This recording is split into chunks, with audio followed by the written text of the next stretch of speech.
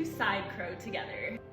Our feet are facing towards the side of the mat, and we place our hands with our fingers pointing to the front of the mat. The main thing we want to think about is where our elbows are making contact with our body.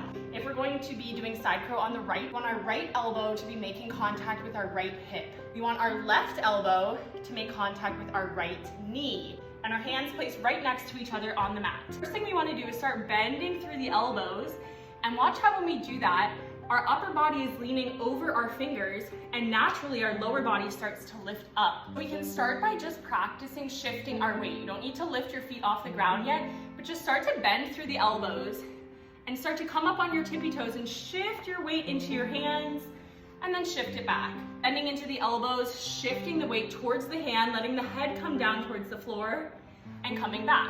If you are mentally having a block about your head crashing into the mat, it happens. You can place a blanket there for cushion, or you can place a block so that your head will have a rest. Just remember that your lower body is counterbalancing your head, so it's pulling you back this way, pulling your head up.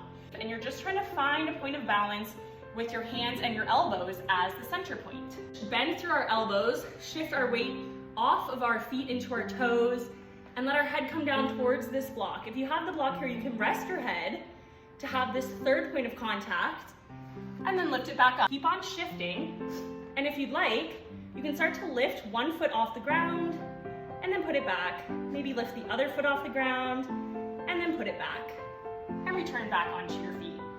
We move through this in increments so that your body gets used to what you're doing. This is a psychological pose. This is way more about balance than it is about strength. And so in order to feel comfortable in the balance, you need to really feel secure. So the reason why we tilt back and forth is to get our body used to the feeling so that we don't feel scared when we're in this pose. So then, when you're ready, once you've lifted one foot off the ground, keeping your head where it is, bending into those elbows, you can lift the other foot off, and you'll feel that you're floating and you've made it into a side crow. Now, again, this posture is all about balance. It's not about strength. I'm not using any strong muscle that's flexed. Of course, my core is holding me steady, my arms are holding me steady, but there's no muscle that's getting fatigued during that posture, right? We're placing all of the weight right on top of our elbows, and our forearm comes at a 90-degree angle. So it's like our weight is all bearing down on this forearm with our elbow bent. All of our weight is bearing right here. Side crow.